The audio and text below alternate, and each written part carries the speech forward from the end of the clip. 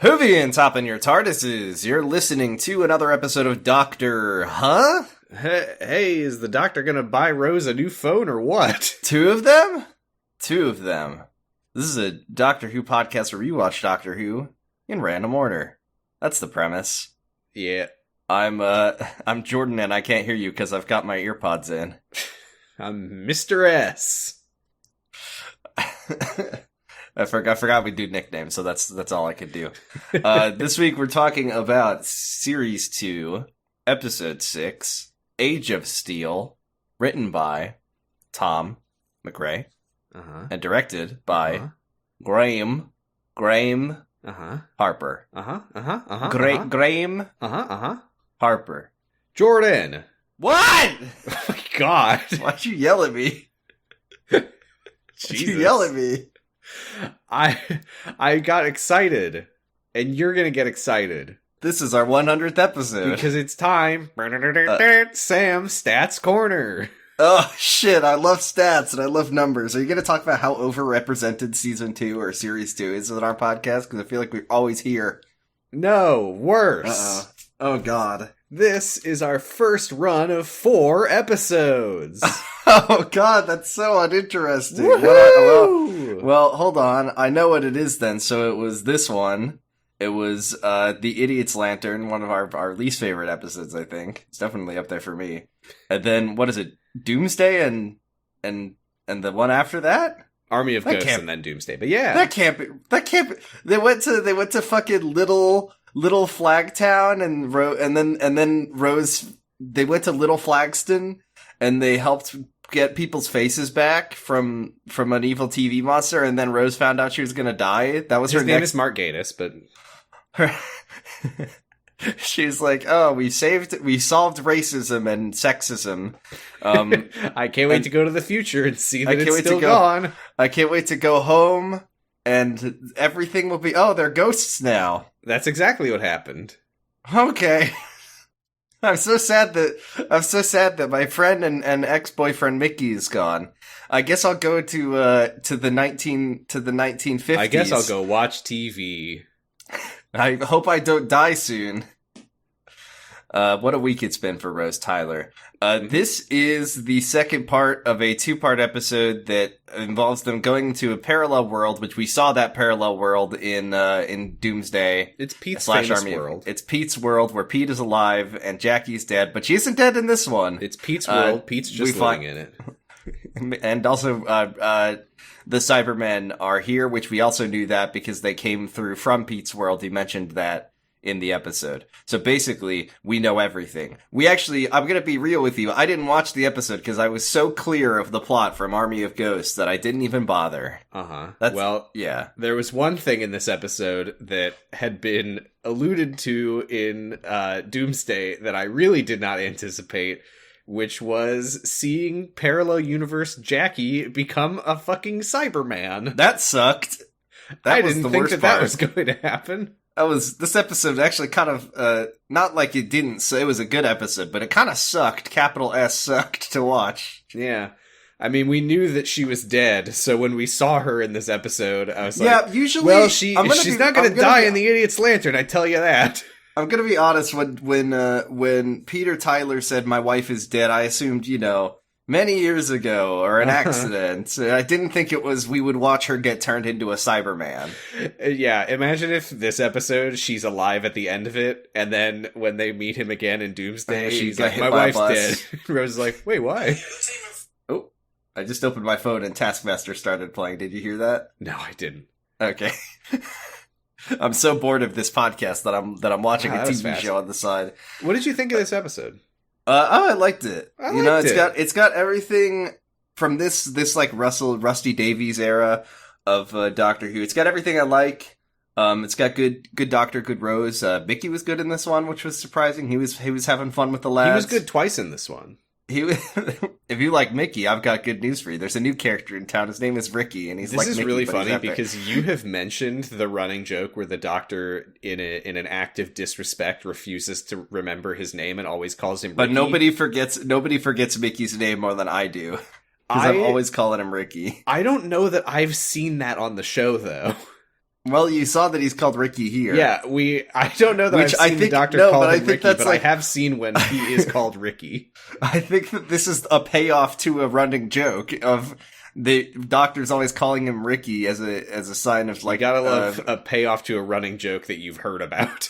And then they go to the parallel world, and the joke is that here, he is Ricky. It's kind of sad that there wasn't, like, a parallel world Doctor in this episode who sees Ricky and he's like, Mickey, what are you doing here? And then he's like, I told you, my name's, I don't know, this is why, I don't know what happened in my brain that this is the voice I do for a character called Ricky. This is my voice in the parallel universe. Amy, that's not my name, it's Mickey. Previously on Doctor Who, the Doctor and Rose and Mickey go to a parallel world through a time vortex. Pete and Jackie are alive here.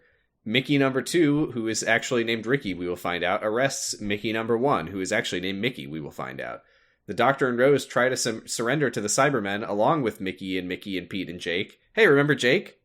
Yeah, he's cool. He's a cool lad. But the Cybermen say that he is incompatible, so instead he will receive maximum deletion.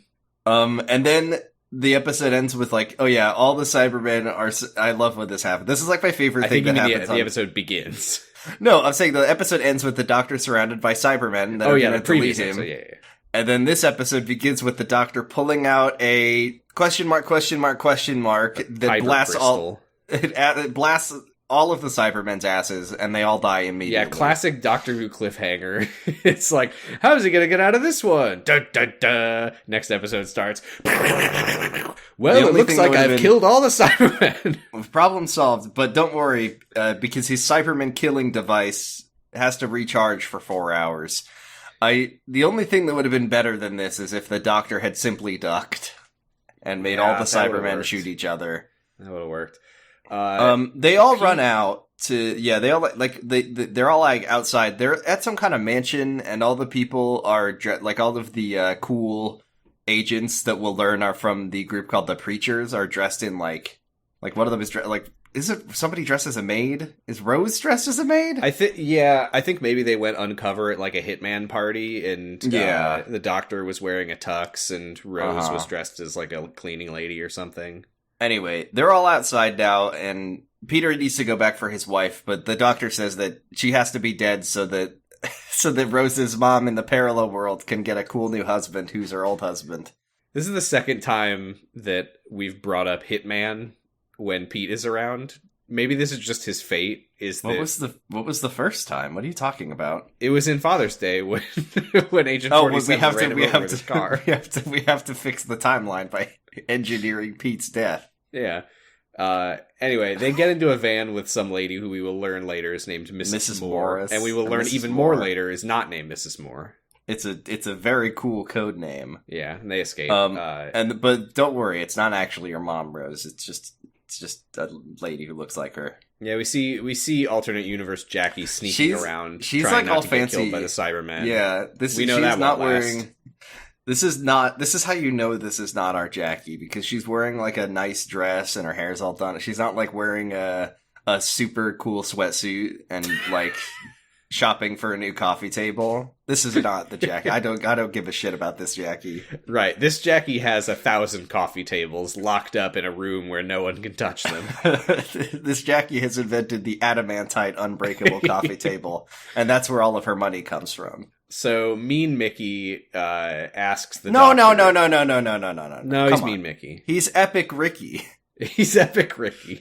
Epic Ricky asks the Doctor about his laser weapon. He says that he brought it from home, and it's currently inactive. It'll recharge in about 4 hours. Does he just? He won't use it again. I can't just sit here and be bothered by this because it will be the whole episode. But first of all, why does he have this? Second of all, why doesn't he use this in other episodes? Third of all, does that mean that the episode takes place over less than 4 hours because he doesn't use it again for the rest of the episode? Correct. I've lost the of alls I'm on, but just like what is this? Well, I know exactly what this is. What? Yeah. I don't know if you know just yet because we had to reschedule our recording. Oh. This is the TARDIS throwback power source that lives underneath the column that everyone was scared of in the serial Edge of Destruction. I don't think that's what it is. I think this is the Doctor's cool style. For just a second, I thought it was the sonic screwdriver, and I was going to be really mad about it. But actually, this into a cube. This episode wins 5 out of 5 Sonics for me. I think everything he does with the Sonic in this week was reasonable. I feel like there was one thing. There was one thing when they were like hiding from Cybermen, and he like pushed a button, and they all walked away. I don't remember that. What? That one I couldn't tell what it was supposed to be. At the end of the episode, the Sonic is used to like untie or break a rope, and that made me think about some old school Doctor Who. That's some old school sonic screwdriver shit where it's like unscrewing screws and breaking ropes. I mean, you haven't watched. I know you watched some of The Edge of Destruction. You haven't watched the whole thing yet, have you? From what I saw of that episode, it was about 15 minutes of people walking around the TARDIS being confused and me being really equally confused watching it. There's a part in the second of the 2 episodes of that serial where they have to like open a panel on the TARDIS console, and I think that they just like I think that they just have to like wedge it open with their fingers because they don't have any tools. And I'm like, they didn't have halcyon days. So yeah, they're all in this cool van, which once again, these are like the preachers. Is that what they're called? Yeah, they're the Resistance or something. Yeah. Jake says, okay, if anyone doesn't remember Jake from Doomsday, he's just a member of this group and he's got cool spiky hair. That's all you need to know about Jake. Jake says, our weapons may not work on those metal things, but at least we can fucking kill Pete. Yeah, I think that the premise of this is that there's a big company called Lumic. There's a guy. It's called Cybus Industries. Cybrus or something. Cybrus Industries, and they're making Cybermen. And I'm assuming that Pete was like part of it, and he worked with a guy named Lumic. I couldn't really tell what Pete's role was here because we find out that he's part of the Resistance, but also he worked for the company, and also the reason that they want to kill him right now is because he like accidentally did a coup. Like a coup on the government? That's what they said, like, he messed up and now Lumic is in charge or something like that. And then Pete says, first of all, it's not, I'm definitely innocent in all this because my wife just died. Which, you could just sacrifice your wife as a cover. But then he reveals that he's, what happens is what happens is that their driver is like who's we learned is Miss Moore. Yeah, they call her Mrs. M for like 2/3 of the episode, which she's was like upsetting to me. She's like, I know you've been working with Lumic. Our informant Gemini has been telling us about it, and then he's like, I'm Gemini, you idiots. Doctor, I'm Gemini, and then he says his like frequency, and then his call sign or whatever, and they're like, oh shit, he actually was. And then we get a funny conversation between Mickey and Epic Ricky, where apparently at some point Epic Ricky said that he was London's most wanted, and then he admits that he is most wanted for parking tickets. This is really funny to me because we're supposed to believe in this world that like Ricky is Epic. And he's like a cool resistance fighter, but he's still a goober. But the rest of the episode is not though, where he reveals that the thing that he's most wanted for is all his parking tickets, and he says, "But they were deliberate. I was fighting the system. Park anywhere. That's me." And the Doctor, by the way, is like, "What is he?" Oh, he says, "Good policy. I do much the same." This is the first of the many reasons why Mickey will ultimately decide to leave, to remain behind in this world, is that, he sees the Doctor show respect to Ricky, and he's like, I need this.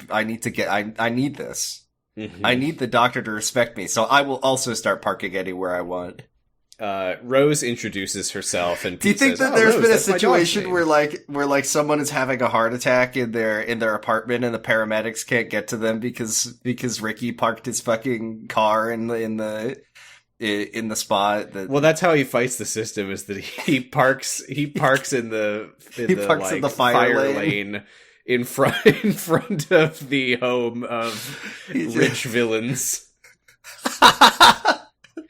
He parks his van in front of Mitch McConnell's house. I'm doing parking related. I'm doing a parking related insurrection activities. He goes to the White House parking lot and he just leaves his van behind Mitch McConnell's car. He parks his car on top of the people that he wants out of the way. Now there's an idea. So yeah, Rose introduces herself and Pete says, "Oh, Rose, that's my dog's name." Which I feel like we heard that again in Doomsday. I don't know. Anyway, I think what happened was in Father's Day. There was that line where Pete said, "I had a dog and she turned into my daughter," and that was kind of what it was a callback to. So this world is the one where the dog did not turn into Rose. That's my guess, at least. So he's like, "Why do you believe in me so much, Rose?" And she says, "No reason." That's my Rose impression. Pete says, "It's really strange to me, by the way. The Doctor doesn't have like a prime directive. You know, the Doctor doesn't have any problem telling people he's a time traveling alien if it'll help like speed things along. I think so. I haven't really understood why it's like a big secret that they're from a parallel world. It does seem to be one of those things that he like really, really like prioritizes, or that's not the right word, but like this seems to be like a different level from the normal stuff. Like it's one thing to go to different planets and travel through time, but to go to another reality, I don't know, seems dude. To be... It kind of seems to me that this is like no rules, and who fucking cares what happens here? It's not their world. Like they fuck around with the timeline all the time. But it doesn't matter. They're in a parallel universe. It's not like it's gonna it's gonna come back to bite them in the ass one day. I mean, they don't know it's going to. But I feel like the Doctor should be. I feel like the Doctor should be extra irreverent here because he knows that this isn't their world. Oh man, the Doctor being even less reverent than he usually is. I can't imagine that. So the Doctor takes Pete's earbuds and he screwdrivers them. Maybe that's why. Hold on, because I feel like the Doctor is. I mean, we understand the Cybermen are like too far gone to fix, but I felt like he was uncharacteristically ruthless in this episode. In the fact, and maybe it's just because once again it's not his world. He does not give a shit about them. He did have a little moment where he was like, should I kill everybody? And then he did it. So yeah. So he thought about it. And anyway, the important thing here is that Pete is wearing these stupid little earbuds, which were made by Cybrus Industries. And the Doctor like disables them because he's like, I think that these might be a bad thing. I love the fact that we seemingly missed out in the first episode of this like, can you fucking believe people always have them AirPods in all the time? Because the whole thing is the later Cybrus Industry when what's his name Lumic. I keep thinking his name is Cybrus.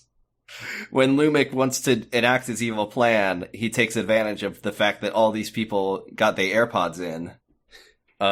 Well, we already know that the Doctor hates emojis. Do you think the Doctor didn't even know that these were mind control earbuds?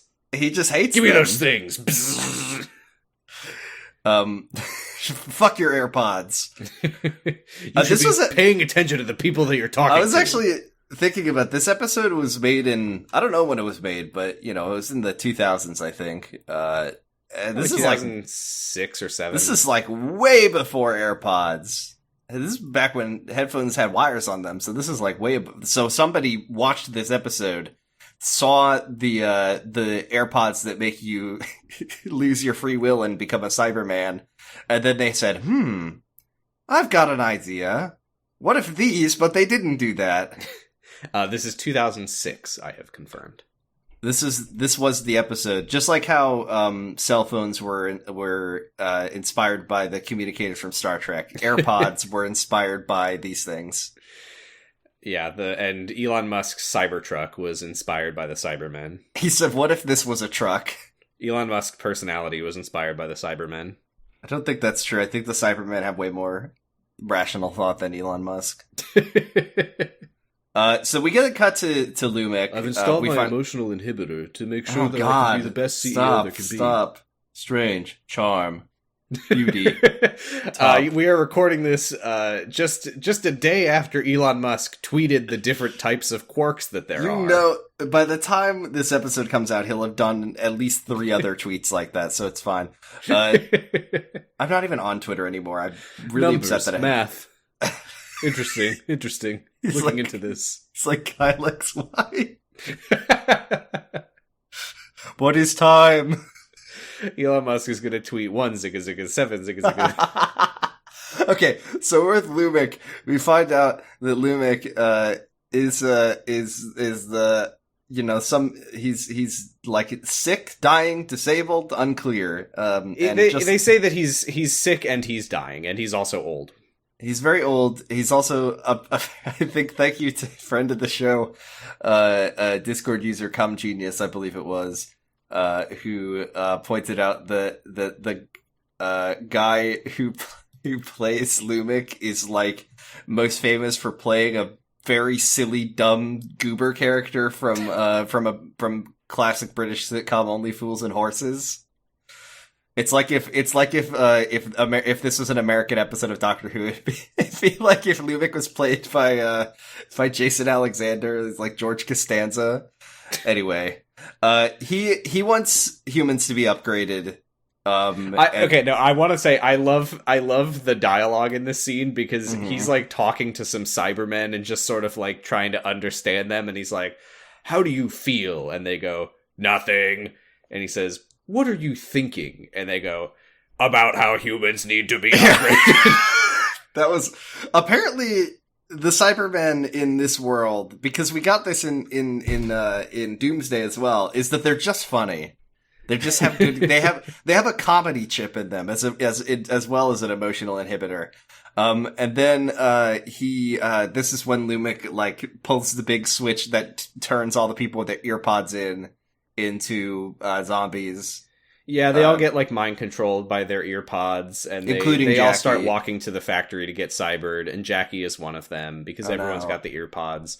We go to this one old man whose ear pods start buzzing, and he just goes like, "Fuck that!" and just like throws them on the ground. So apparently they don't work that well. And also, I don't know what that was. I'm sure he was in the previous episode. And then we see a news broadcast that's like, "Everybody with earpods in is going to a factory. Please take your earpods out and stay indoors. Thank you." It's nice that the only people who don't have the earpods in are the news guys.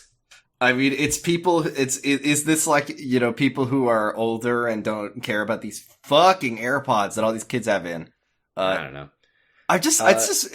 Yeah, I don't know. I really can't tell if this is supposed to be like a kids always have their headphones in kind of thing. The doctor gets mad at humans in this scene because they see everyone walking around mind controlled, and the doctor's like, "Sometimes I think you humans like being mind controlled. Easy life." It's really funny because he is like that for a lot of this episode, and then right near the end he turns into Jodie Whittaker. He does. He like says clever, brilliant humans. You clever, brilliant humans. Yeah. It's so strange. But yeah, he's like, if you could choose to be mind controlled, I'm sure you would love to all become Cybermen. In fact, you know what? Fuck this. I'm letting them become Cybermen. Goodbye. I'm leaving.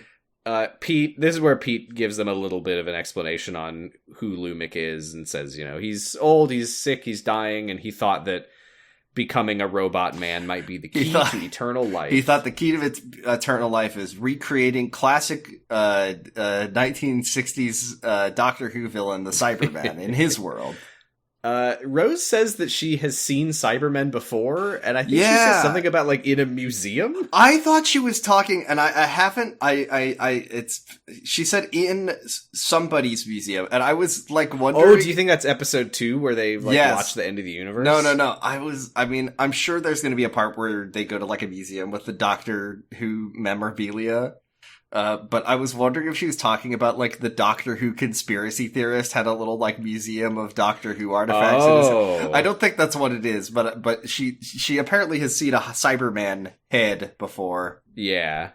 I like the fact that we do receive confirmation. I mean, we haven't seen the first part, but this is a parallel world where the Cybermen are created here on Earth. Yes, the Doctor says that in his universe, the Cybermen came from an alien world, but here they were created on Earth. So it wasn't like Lumic got a little bug in his ear that was like, hey, you should make these cool robots. It's like, I'm going to make these cool robots right here, and they look like this. Yeah, I am curious if that means that the like classic Cybermen, if they weren't the same kind of deal, if they weren't like, you know, people's brains, not necessarily humans, but like a living brain in a robot body. I don't know. I don't know. They Maybe all we'll get find to out someday. They get to where they're going, and they're going to start formulating a plan, and they all split up. Yeah, Epic Ricky starts like barking orders at all of them before Pete can ask what they were saying about coming from another universe. So they start sneaking around in the cyber streets, and Mickey goes with Ricky, and Mickey is scared, but Ricky is brave. But they still speak in unison sometimes. Yeah, it's like even though they're so different, they're also every universe has one. Do you think this is like a nature versus nurture type thing, where like this is what you become when your name is Ricky? No, it was the power of the letter R. No, yeah, it was, he actually got a no-hit season in Shut up. Little League Baseball. It's actually, this is what would happen. The only difference between this is that this is who Mickey would have become had he not lost all of his confidence when he got eaten by a big funny trash can that burped. Which it didn't eat him because his name wasn't Mickey. Yeah, sure. I was just thinking it was because like the what was it called? The Nestine consciousness? Consciousness. Never came to Earth, but sure. I'm trying to get to the heart of why his personality is different because his name is different. I think it's because his grandma's still alive. So is it possible that his grandma like trained him and made him strong and hard? I mean, that's what Dan the Man's grandma did. Did Ricky's grandma like strap ankle weights to his legs and teach him how to make him study the blade? Okay, but you're missing the point, which is the fact that his name is different, and I don't know why his name is different. Because his grandma is on her deathbed in Mickey's she universe, legally changed his name. Name him Mickey, and they were like, "What? Name him what?" But in this universe, she was like, "Name him Mickey," and they're like, "What?" And then she's like, "Oh, I'm actually better. Name him Ricky," is what I was saying. It's actually, like, you didn't know this, and I don't blame you for knowing this, but in England, there is a rule that you can't refuse a grandma's deathbed request. And her deathbed request was, I always wanted him to be called Mickey. This happened when he was really, really young. Like, you know, he didn't really remember her or anything. Wait, he was already born and they changed his name? Yeah, they changed his name because you can't deny a grandma's request on her deathbed. That was her one. And then he had to grow up with the unbearable weight of being named Mickey. Exactly. He never understood what it was like to be a Ricky, whereas this Ricky got to live his whole life as a Ricky as opposed to just a couple years as Ricky with his grandma who strapped ankle weights to his leg and made him like do obstacle courses and climb rock walls and stuff. That's awesome.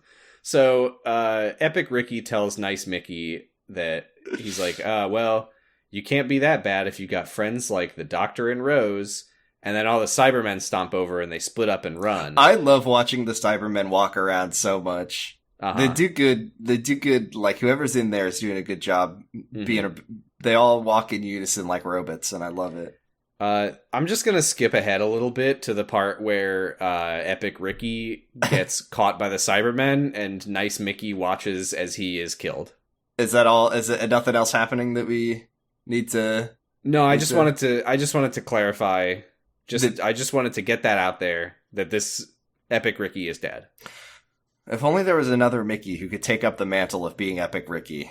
Take up the rantle of being Epic Ricky.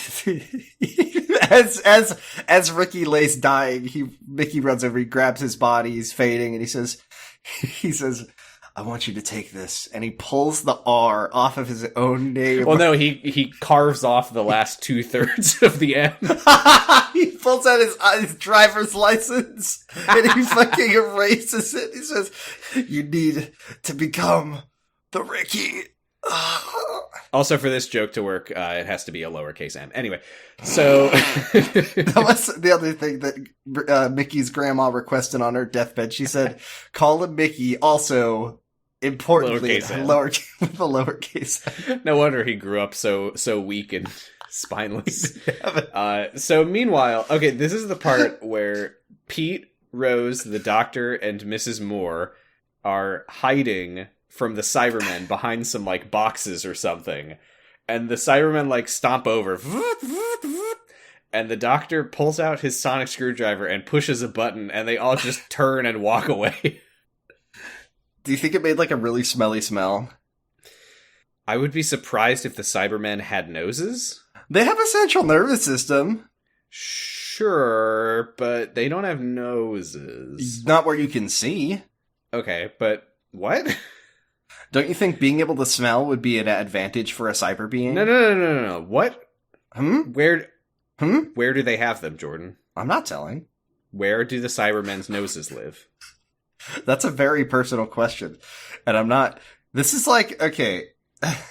I do need to talk about this, No, I'm not going to go into why all the Cybermen are Jewish. Never mind. Anyway, where do their noses live? I can't tell you that. It's private. It's a personal matter. You're going to have to ask a Cyberman. And you're going to have to be very good friends when with I'm him. older. Yeah. On your deathbed, provided you're a grandma. Anyway, so they all reconvene. Oh, no, first... Oh, yeah, we do see Jackie arrive at the processing facility. Oh, no. Okay, fine. I can't hold it any longer. There was a Cybermen at the Teen Choice Awards, which means the Cybermen are teens, because you can only go to the Cybermen Teen Choice Awards if you're a teen. But how are they teens and also men? It's because they are all bar mitzvahed, and that's why all the Cybermen are Jewish. Thank you very much. Confirmed. I'm looking at my notes here because there's an old man that we meet. He's the guy who threw his earbud on the ground earlier. He's not really significant to this episode, but I'm assuming that he was a character in the first one. So I'm sorry. It was that there was a Cyberman not at the Teen Choice Awards. It was at the BBC Radio 1 Teen Awards, the most prestigious award show in the world. I'm trying to find out what Mrs. Moore's real name was. It was here like we go. Amy Pond? It's not Amy Pond. It was Angela Price. The same initials, so it might mean something. Oh shit. The reason I was looking that up is because I couldn't remember her last name, and we meet this old man whose name is Mr. Crane, and I was like, that's not like her dad, is it? No, her name is a different name. Anyway, so yeah, this guy has absolutely nothing to do with this episode, but Mr. Crane gets brought to Lumic. Oh, the dude who's doing like a really cool Crane's Gambit, where he's like, "Oh, sir, I've always been your number one, sir. I'm very happy to be upgraded after I fucking kill you." That's Kane's Gambit. But yeah, he like goes in. He's like, "I'm honored to be upgraded to you, for you, sir. I've always been faithful." By earpod and then he just starts like kicking the shit out of Lumic's life support. Yeah, he starts like pulling the tubes out, and then the Cyberman does what it kills him in the way that they always kill people, by throwing him. Yeah, they like huck him at a wall, and then Lumic is like, it hurts, and the Cyberman is like, don't worry, I will help, I will remove your pain forever, and Lumic is like, no, I told you, I will only upgrade on my last breath. And the Cyberman says, then breathe no more. They're just very funny. It's funny because they are not like trying to be menacing to him. Mm-hmm. They're like, you're our dad, and we're gonna make you one of us. You. They're helping him out for a guy, but they're saying everything in the most menacing way possible. For a guy whose like whole thing is that okay. I have two gripes about Lumic. First of all, he's not very nice. First of all, yeah, he's evil. He's very mean, and I don't think that people really want to become Cybermen. But no, first is if he thinks being a Cyberman is so good and everyone on the world should want to be a Cyberman, why isn't he not like jumping on it right away? Why is he like, no, don't upgrade me. I'm not ready. I'm sure he'll be characterized more in the episode that he's alive in for the whole thing. Mm-hmm. But the other thing I guess maybe he's like, I want to like get everything moving and be the leader for a bit before I... The other thing that bothers me about him is that he, he's this dying man. He's like hooked up to his life support.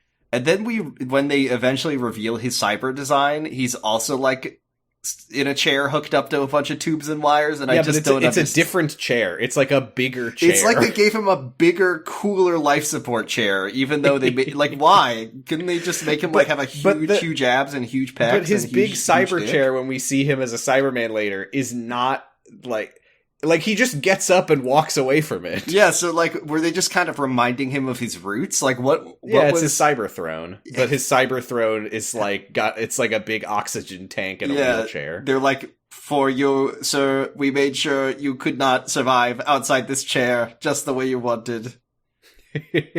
God damn it! We knew that you loved having herpes, so we put warts all over your cyber dick. Oh, that's what's killing him. He's got a really, really bad terminal case of herpes? No, I was just giving an example of something that you wouldn't want carried over to your cyber body. I thought you were saying that Lumic has, like, turbo herpes and it's killing him. And that's why he wants to cyber the whole He has one big planet. herpum. It's just called the herp. And he's so angry about it that he's cybering the entire human race. So they all meet back. All the super friends, the preachers, and the Doctor and Rose all meet back up. Ricky, sad Ricky, not epic Ricky. He's not there yet. He is Ricky now because Mickey did erase the. He turned it into an R. I really can't abide calling him Ricky when there's another character named Ricky. Well, there isn't anymore. He died, and he bestowed his name upon Mickey, who's now just to be clear, because Jordan's trying to make this hard to follow. Ricky from the parallel universe is dead. Jordan's going to start calling Mickey Ricky. He has been which I don't agree with. Okay, fine. Mickey, he'll become Ricky at the end. But Mickey runs over, tearfully says, Mickey didn't make it, Ricky didn't make it. And then... Okay, this was funny though, because you've told me about the running joke where the Doctor disrespects him by calling him Ricky instead of Mickey. When he runs over, Jake sees him and is like, "You're Ricky, right?" And I was like, oh my god, the Doctor has got the people in the parallel universe calling him Ricky. But then it turns out that Ricky is the name of parallel Mickey. Is this where it's revealed that his name is Ricky? We didn't hear it until now. Oh my god. Jake is like pissed that his best friend Ricky is dead, and he's stuck with this shitty, like, lesser. He says, I'm not epic Ricky, I'm nice I Mickey. bet you pay all your parking tickets, you loser. Ooh. And he's like, no, I'm a loser. We're basically the same. I just don't look mad. I do want to say, what's the actor's name? Noel Clark? I don't know. You should know these things. For Jake? Noel Clark plays Mickey. Who plays Ricky? Mickey. Who? I just thought it was really impressive that they found two people who looked so much alike. No, anyway, I wanted to say, I think it's really, really great that until Ricky is dead, you can always tell which one is which, because Ricky just has like the most intense scowl and angry eyebrows. He's got a deep widow speak. Anyway, yeah, so Mickey says, I'm sorry, Ricky didn't make it, the Cybermen got him. Jake is angry. The Doctor says we can mourn him when we've saved the world. They get to Lumic's base, which Pete knows where it is, so that's how they get there. And Mrs. Moore, who at this point we still don't actually have her name, she's still just Mrs. M, shows them a cyber map of the cyber facility, and they make a plan, okay? So here's the plan. She and the Doctor are going to sneak in through the cooling tunnels underground. Pete and Rose are going to go in through the front door, disguised as mind control people. They have some disabled ear pods. Yeah, they're going to walk for them. They're going to have to do no emotion.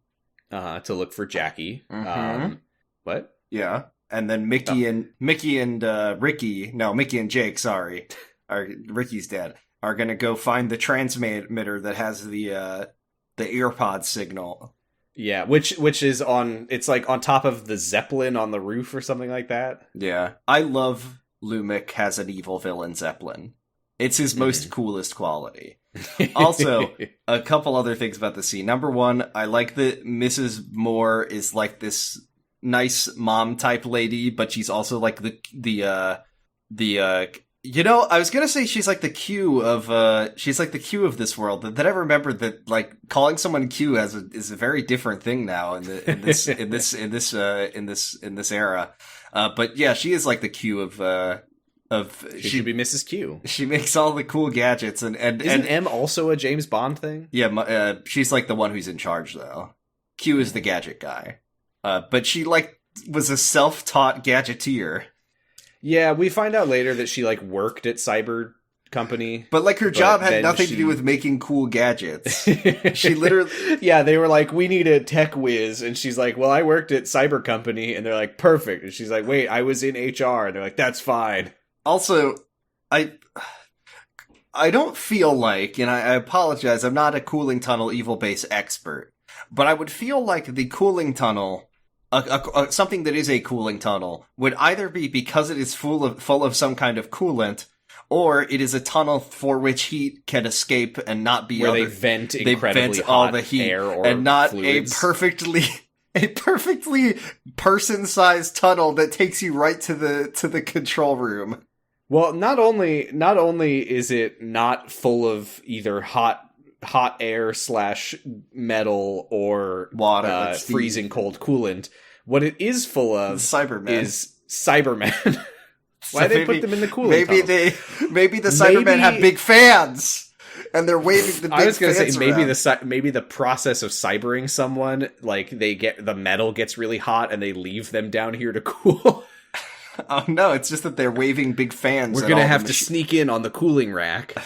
It's like a pool. It's just like a pool party of Cybermen where they go to cool down after the very stressful procedure. That would be a fun counterpart to the Dalek dance party. The Dalek rave. The Daleks have raves and the Cybermen have pool parties and they do. It's like when a blacksmith like puts a hot piece of metal into a bucket. Oh yeah. Yeah, I would love to see just get dunked into a swimming pool and just. The Cyberman does a cannonball, and then he never comes back to the surface because he's too heavy to float. He can't get back out. He just has to walk out. That's fine. So yeah, what else is going on? So they go into Pete asks Rose why she cares about saving Jackie, and Rose is like, "There's no time to explain." This is where we finally get Mrs. Moore's name. Thank you. And we get a sad scene here where the doctor makes plans for everyone. And he's like, okay, Pete, you go with Rose. I'll go with Mrs. Moore in the tunnels. And Jake, you get the Zeppelin. And Mickey's like, hi. Hello. What do I get to do? And the doctor's like, huh? You can go get in my trash can if you want. But Mickey's like, I'm going to step up. I'm going to become Epic Ricky. And he decides to go with Jake, whether Jake likes it or not, which he really, really doesn't. But the doctor looks at him with a look of respect and says, good luck. Mickey then, as he's walking away, he turns back and sees the doctor and Rose hug. And he's like, not a fan of that. Mm-hmm. He doesn't so the doctor and Moore go into the tunnels. And Moore they talk about hot dogs, and he calls them the Cybermen of food. That was a very strange scene because he's like, he says, what does he say? He's like, you got any food in there? She like pulls a headlamp out of her bag. Right. He's like, wow, you got everything. Do you have hot dogs? And she's like, no. She's like, mechanically reclaimed meat. And he's like, the Cybermen of food. And then they have a laugh about it. It's very weird. And I don't understand why they had that conversation. And then they get married. And then they start kissing each other. It was really romantic. And then she regenerates into River Song. They see the Cybermen all lined up along the walls. And the doctor says they're on ice. So that must be what they mean by cooling tunnel. Maybe.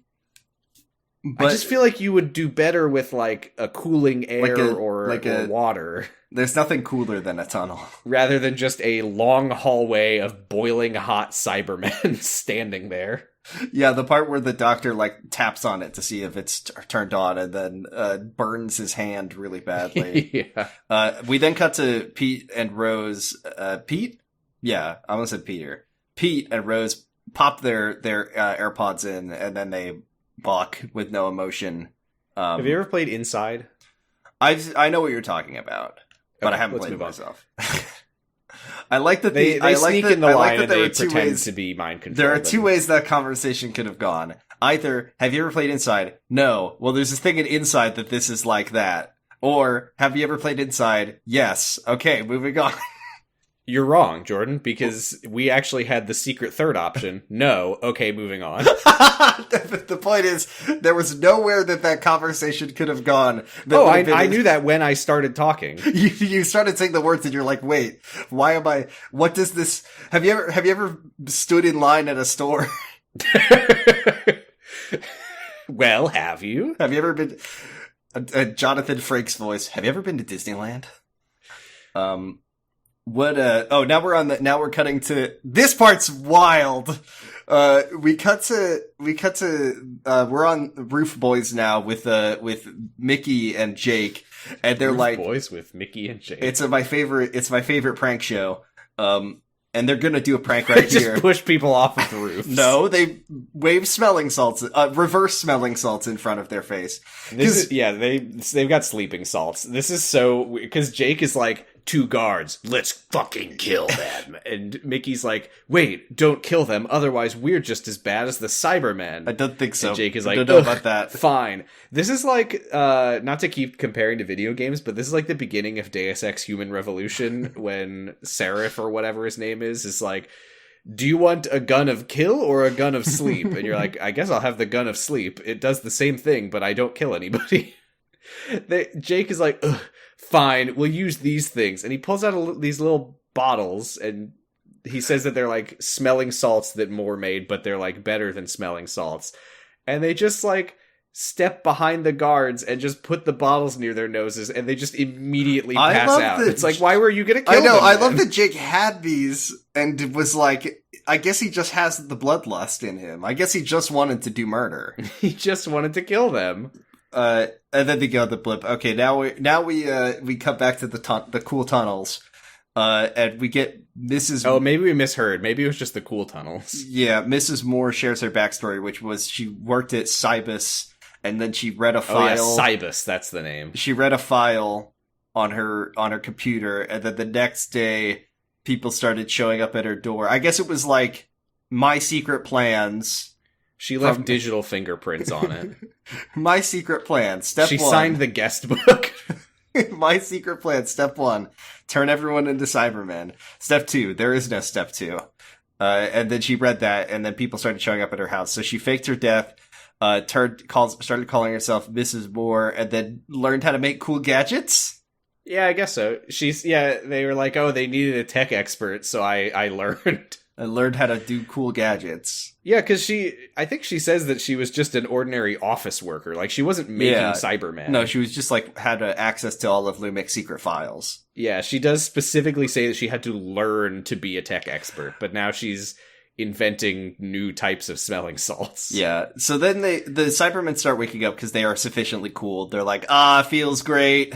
And then they start chasing them down the tunnel, and then they climb up a ladder, and they get out just on time. And I said, I thought... just in time, the stakes. I thought Miss Moore was going to die here. Nope. So, Pete and Rose, meanwhile, they get stopped by one of the Cybermen. Oh, this is the scene that sucks.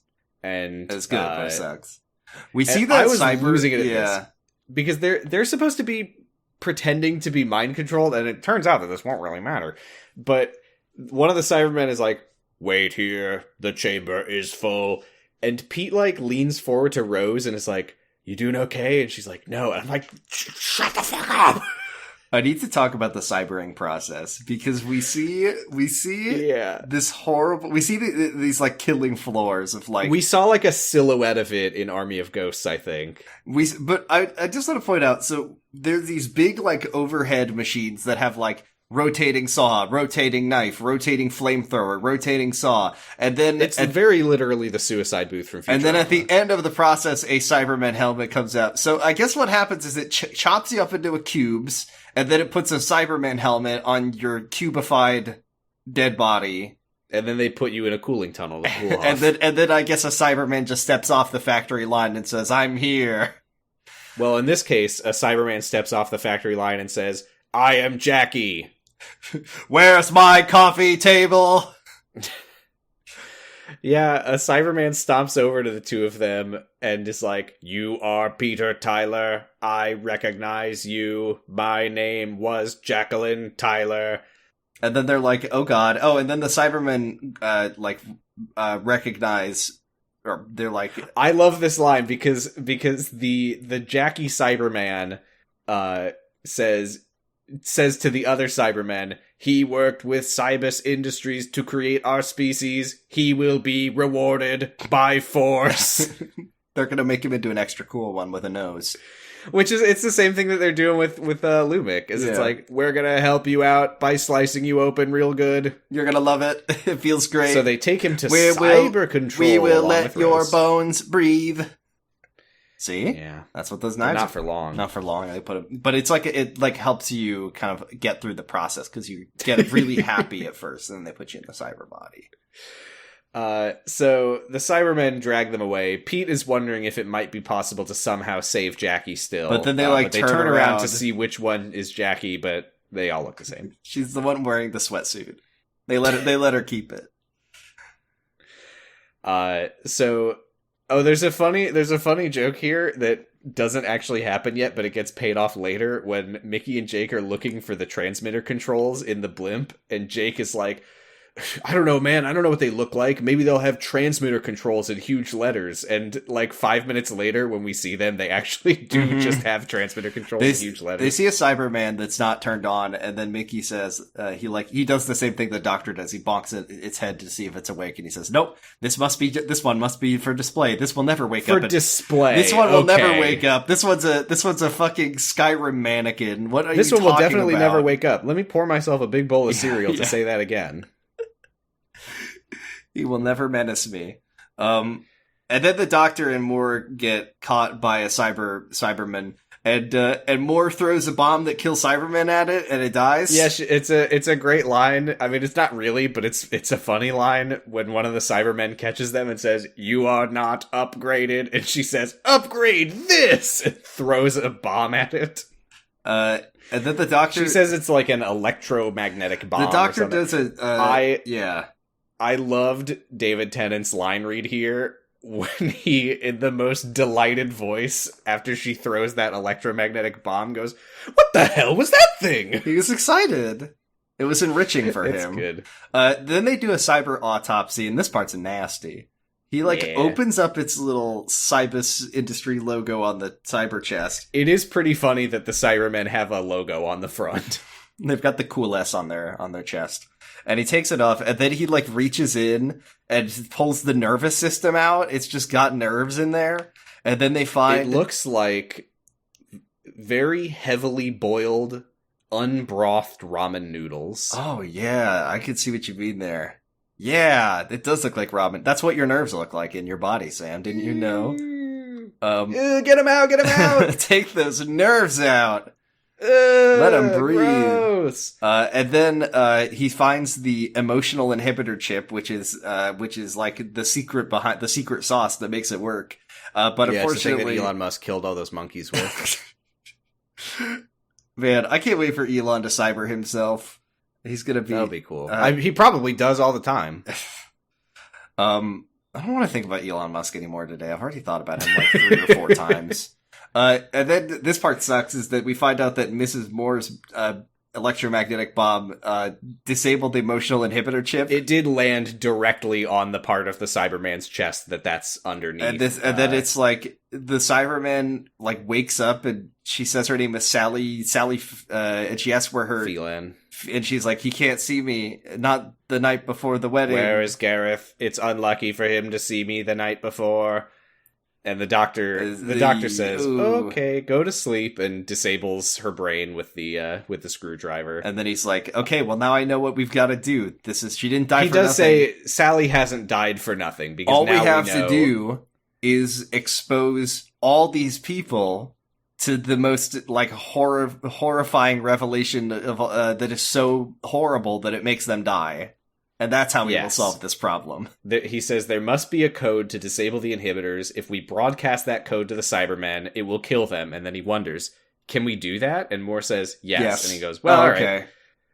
And then she stands up and gets electrocuted to death by a Cyberman that was standing right behind her. And he's so offended by it, too. He's like, you didn't have to do that.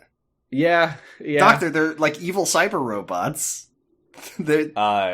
he gets surrounded, and the Cybermen say that they will take him away to analyze his dual vascular system. I think he's just got two of them. I don't know what there is to analyze. 1, Two. 2. Do you think the doctor? Wow.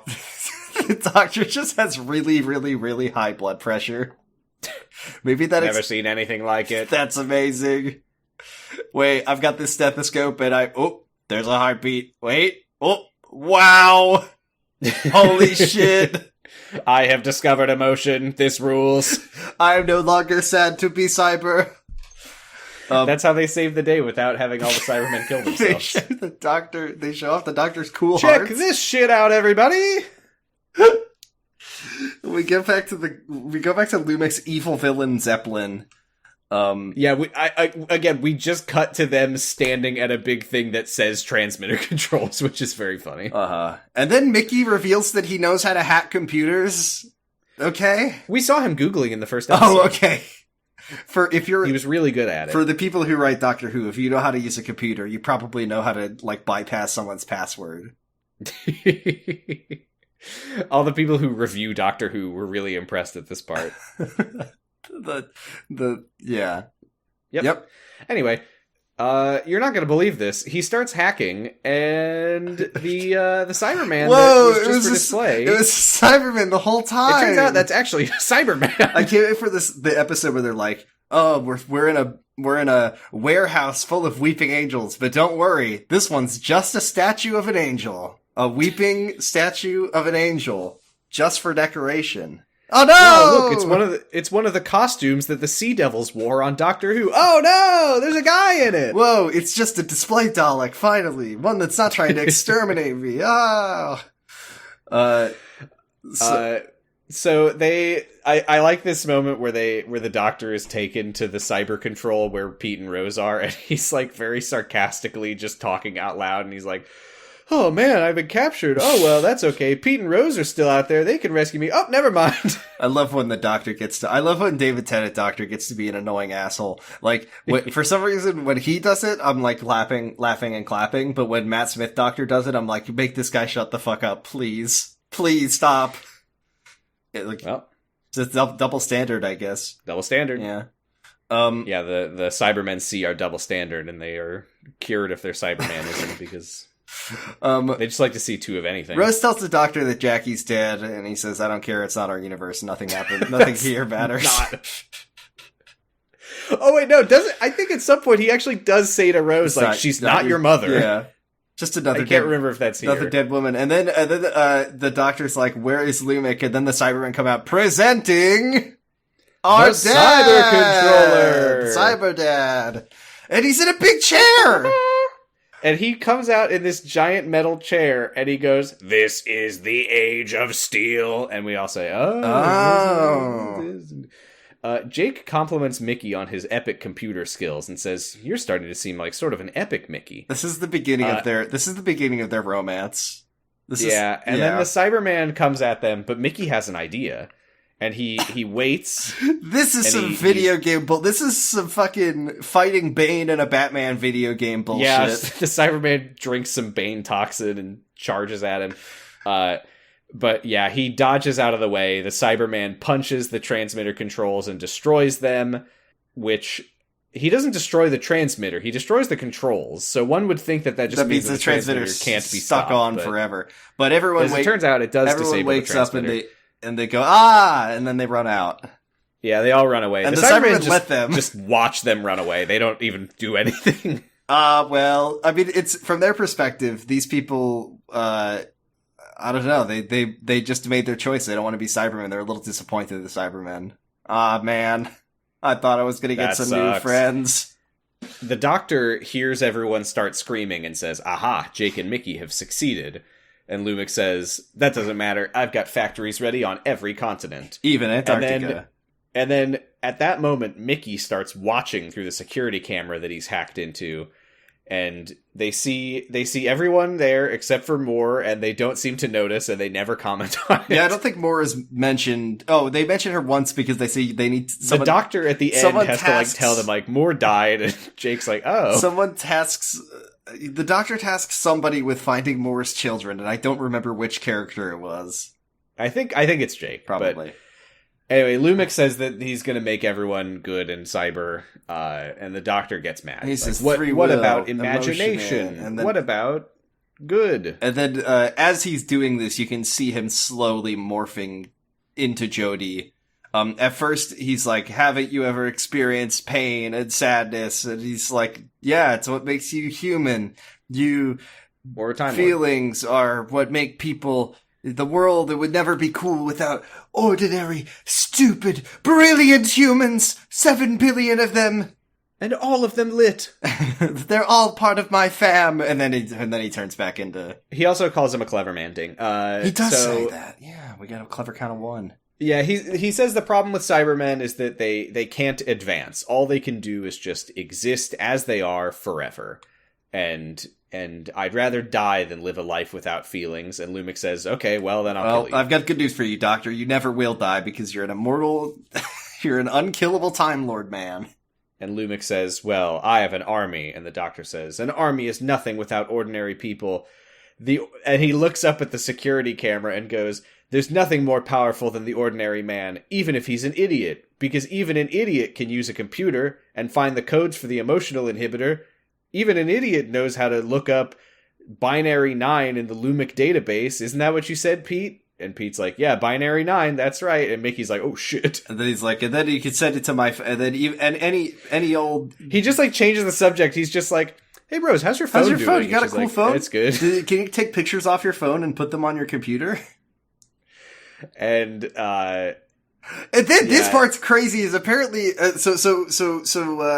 Mickey does send the emotional inhibitor codes to Rose, and then I guess we learned that in this universe, one of the things Lumic did was make all technology compatible with all technology, including technology from alternate universes. Because the thing even more evil than the Cybermen is ultimate the Internet of Things. You can use any kind of cable on any kind of appliance. Oh no! And then he just jams Rose's phone into the thing, and then into the whatever. He's doing a thing.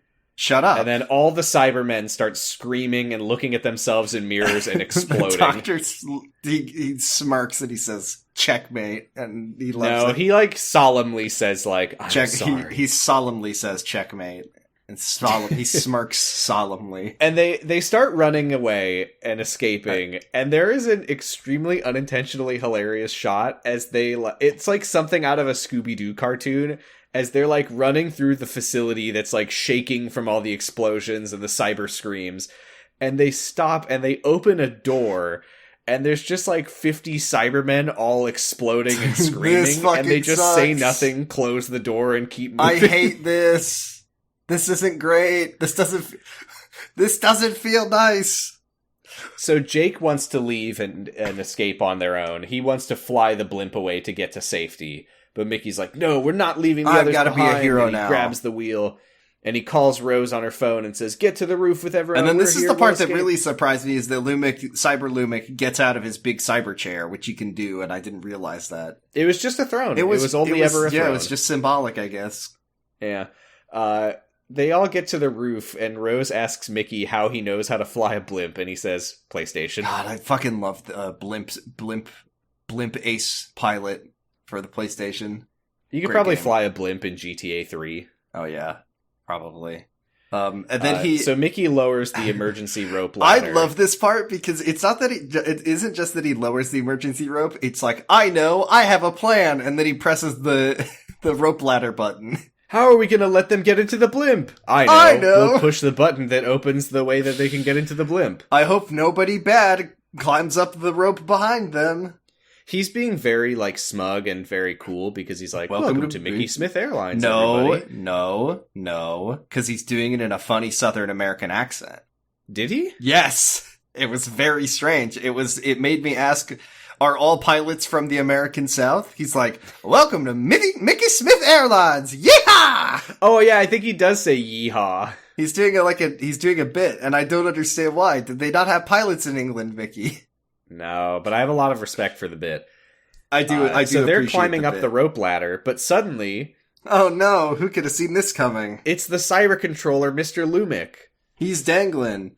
And the doctor tosses Pete, who is at the bottom of the ladder, his screwdriver, and says, "Press the button and hold it to the rope." And Pete says, "This is for Jackie Tyler." And he cuts the rope with the screwdriver, and Lumic falls, hilarious. and the factory explodes, and Lumic dies. I love watching Lumic just fall. And no! And then they decide that this is actually good. We fixed it. We're fine here. All's well and they just dangle on the rope as the blimp flies away. Instead of, like, climbing into the blimp. Listen. Dramatic effect. Then, yeah. What we get a resolution on the... Yeah? I don't know why this just occurred to me. I guess it's because in the previously on... What is it? The Empty Child is the episode before the Doctor dances. That's the one where Rose is, like, dangling from she's dangling from the blimp. She loves dangling from blimps. It's from, like, one of those big balloons that they had in the Blitz. It just occurred to me, though, that Jack Harkness exists. Where the fuck is that guy? He's out there sucking and fucking, like, every day. He's too busy to show up. Is he another one who, like, comes back later? I'm really surprised to realize that he was in, like, late season 1 and then is just gone. I told you, he's out there sucking and fucking. I guess you don't have to answer that. Anyway, it just occurred to me that we literally haven't seen him since that one episode.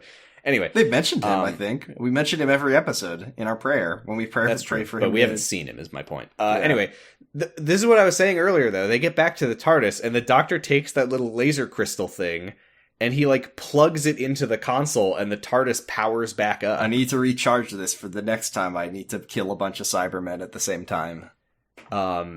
Pete is standing outside with Rose, and Rose is like, "Do you want to see inside that thing?" And he's like, "Fuck no." I love the reoccurring trend on Doctor Who of people just trying to show off the inside of the TARDIS. Yeah. And the thing I like more than that is when people are unimpressed by it. That's the best. And this is another moment that I don't think is supposed to be funny, but I thought it was kind of funny, where Pete is like, "Who are you? Okay, seriously, what were you saying about different worlds? Who are you?" And she's like, "Well, imagine if there was another world with another Pete Tyler and another Jackie Tyler. What if they had a daughter?" And Pete's just like, "I'm leaving." And she's like, "Dad." And he's like, "No." And he just runs away. I guess the Doctor lost his suit in the last episode because Vicky and Jake bring his cool, like, trench coat to him or whatever. Did you say Vicky? Mickey. I thought I heard Vicky. So Icky and Jake bring the Doctor his cool suit and his Converse or whatever, and he's like, "Hey!" And then he says, he tells Jake to go hunt down Angela Price's children and tell them that they're Don't say it like that.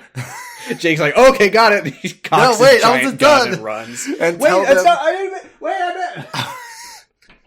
I need you to go make Angela Price's children die of excitement when they found out that their mother saved the world. Already driving off. Oh no.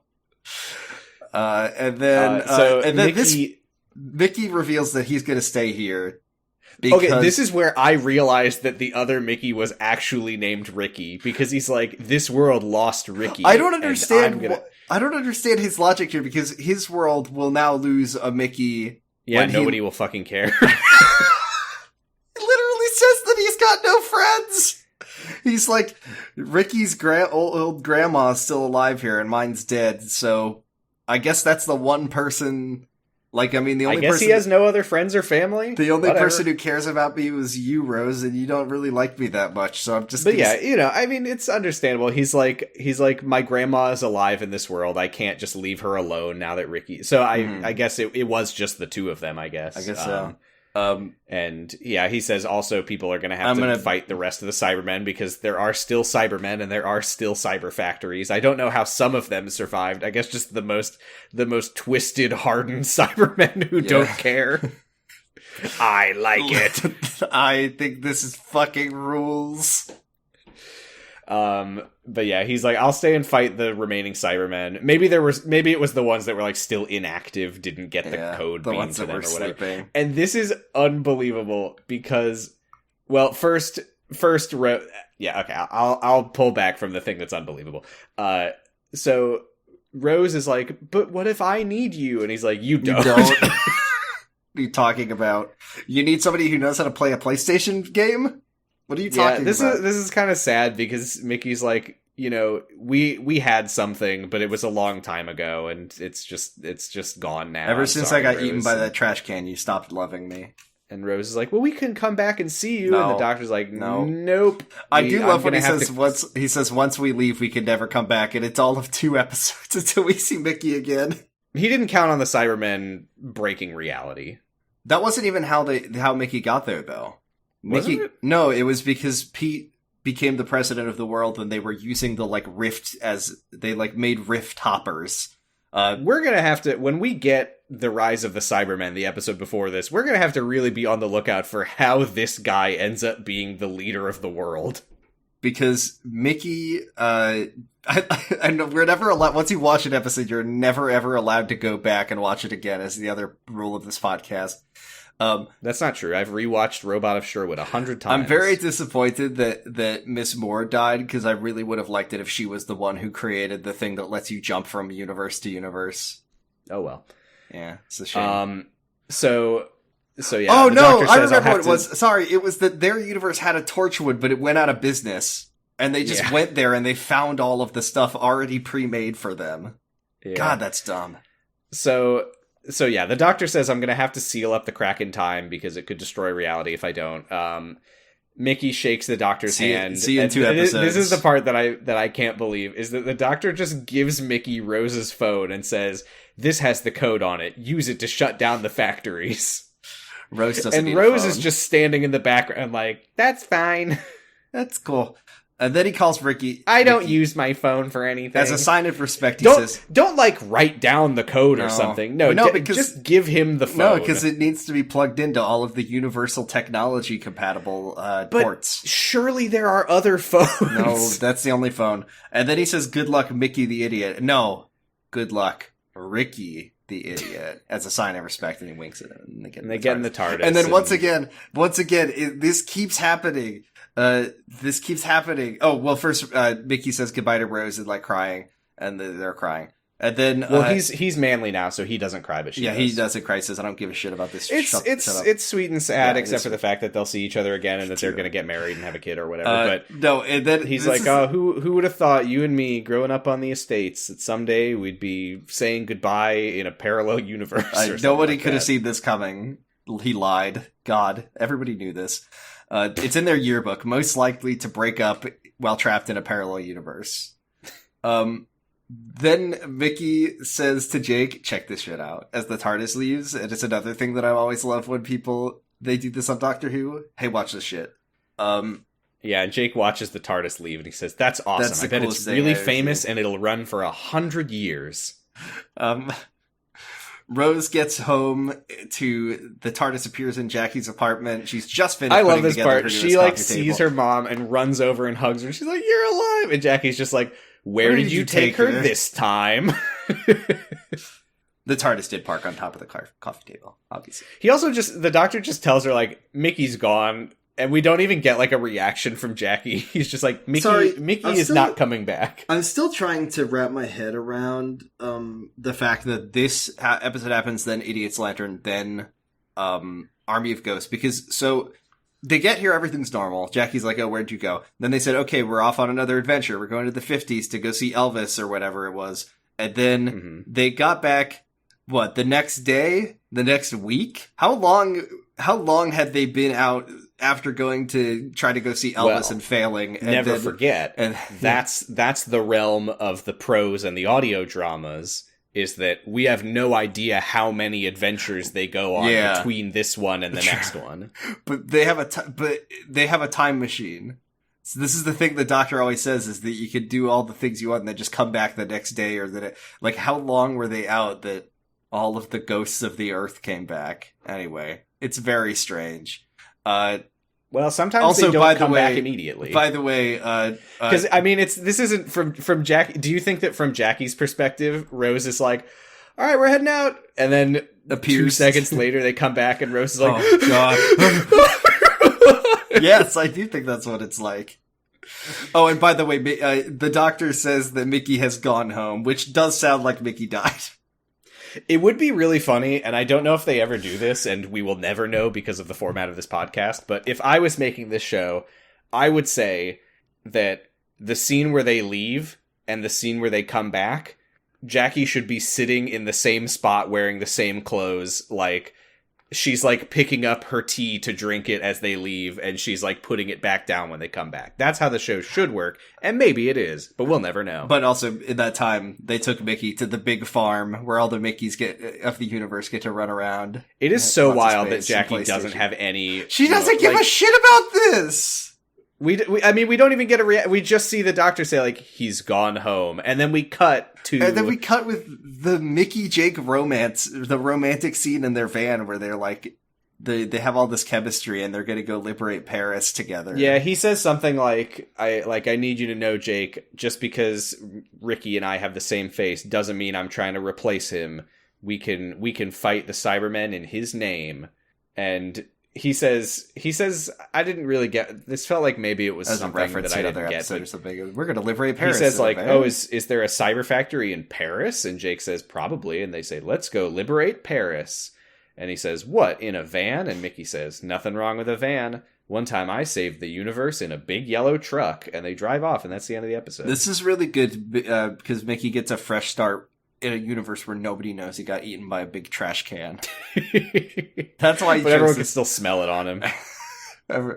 He didn't get the medal of Mickey this week. He didn't do it. I mean, Ricky got got so good, but anyway. Yeah, well, we'll do companion awards in a second.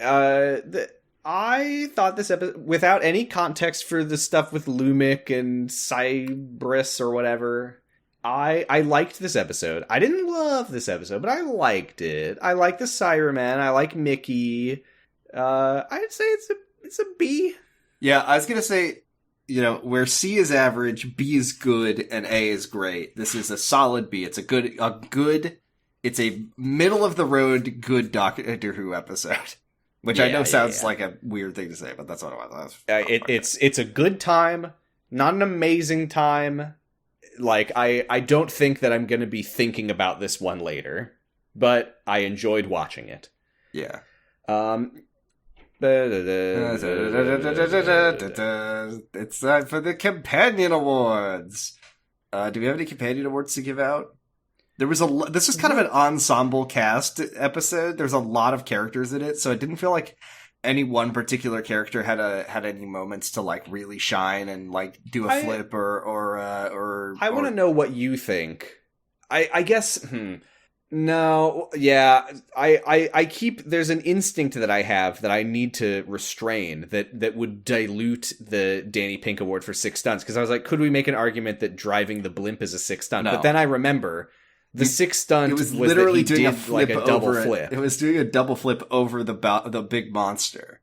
Yeah, so no. I need to keep myself under control and not just start throwing out Danny Pink awards left and right. You just want to give an award out. We don't need to give any awards out, and we don't need to give any awards out. I mean, you know what? Mickey definitely gets a gold star. No question about that. That's important. That's an important character growth because Mickey never gets a gold star. But this time, this is the first time the Doctor gives him a gold star. When he says Ricky the idiot out of respect. Does he get a companion initiative award? No, because he didn't really like. He was following the Doctor's orders. He was following orders, and it wasn't like having ideas, which I think the ideas. He took initiative at the end to stay. I don't know if that really counts. I'm inclined to say it doesn't. No, because it's more. It's supposed to be like, did he have an impact on the bearing of the episode? Like, yeah, we're way past the Yaz test. Yeah, I was gonna say the reminder that we used to do Yaz test, which was literally does the companion do anything that contributes anything? Yeah.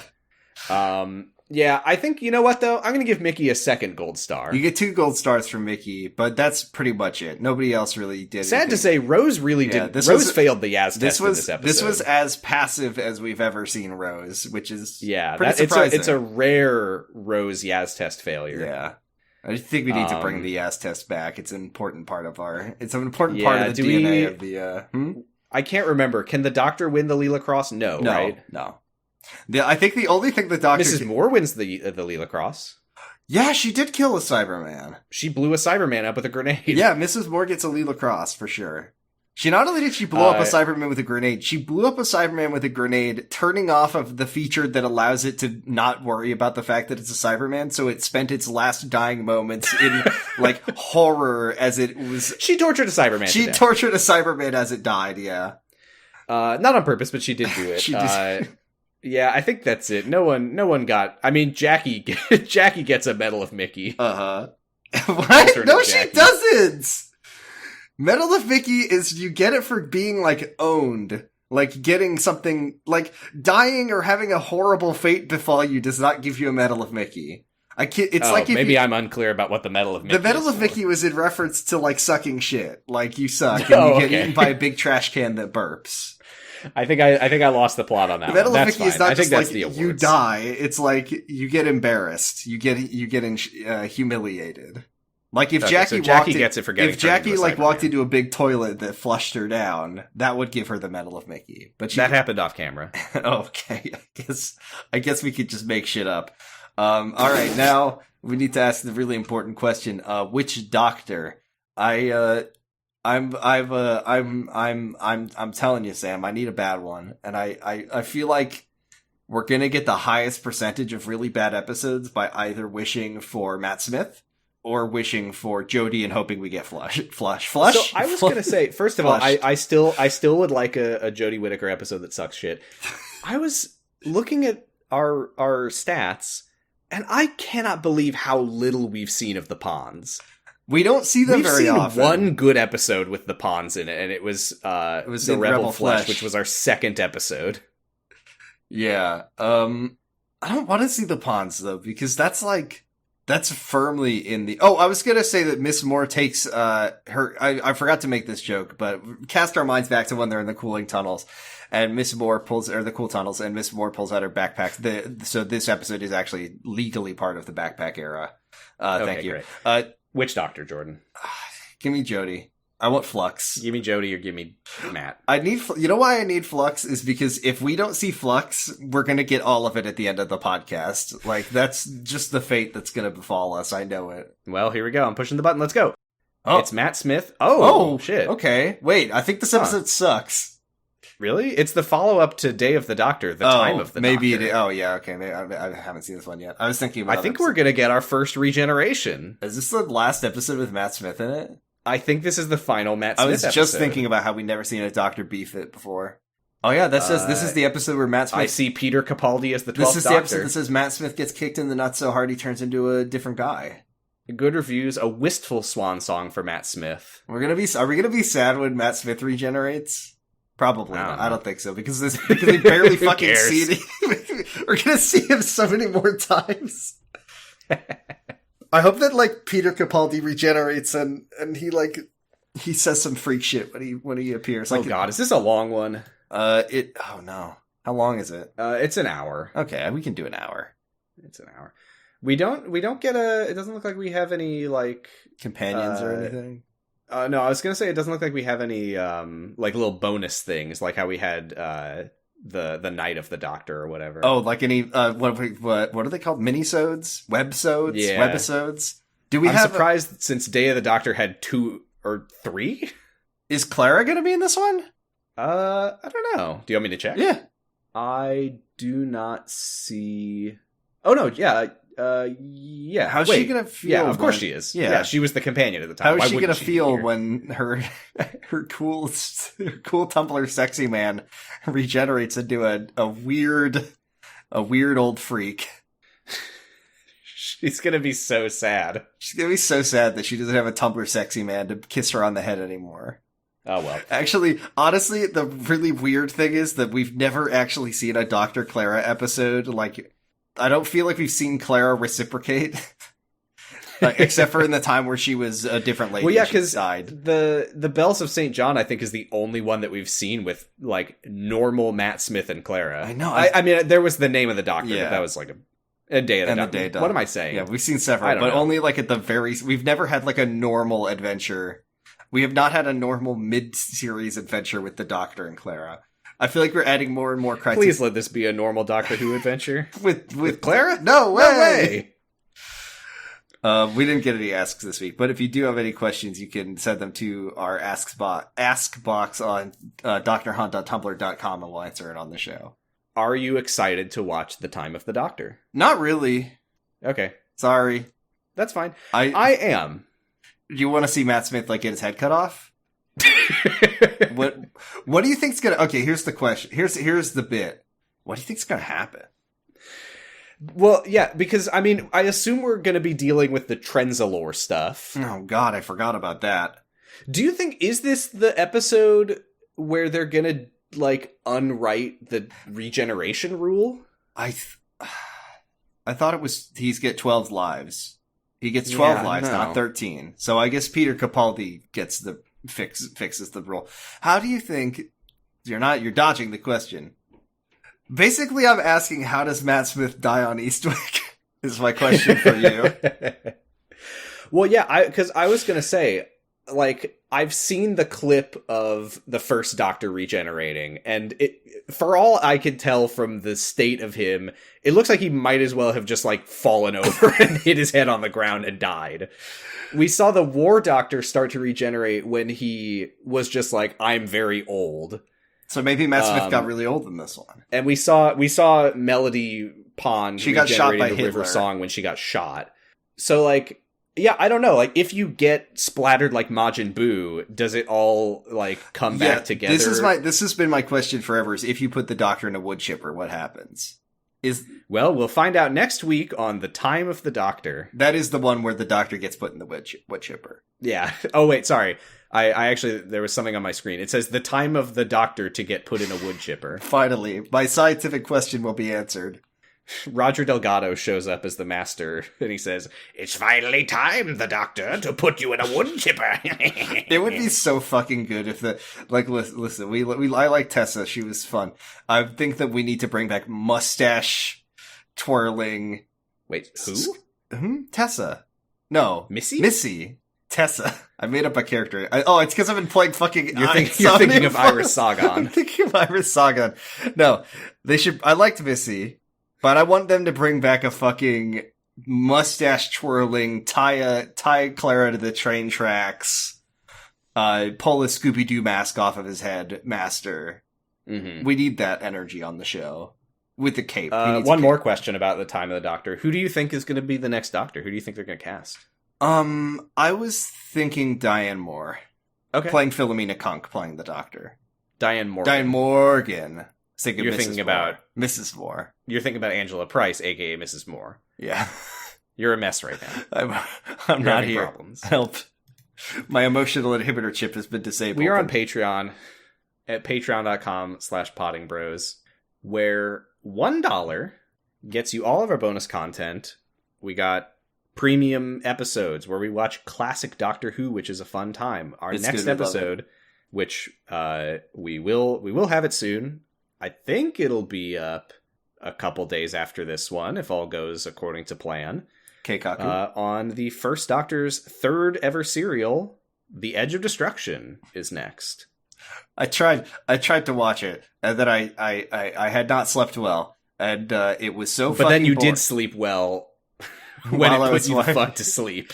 This is like when we watched the episode The Horror of Fang Rock. That episode is like NyQuil to me. It was every time I tried to watch it, I fucking fell asleep. And this one is like that on hard mode. It is so fucking boring. Nothing happens in it, except we do find out that the TARDIS can make its own. It has its own TARDIS milk matrix. That can they milk the TARDIS.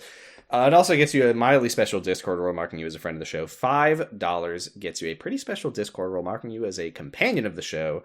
You get a shout out on the podcast. You can send us a message that we'll read in one of our funny voices.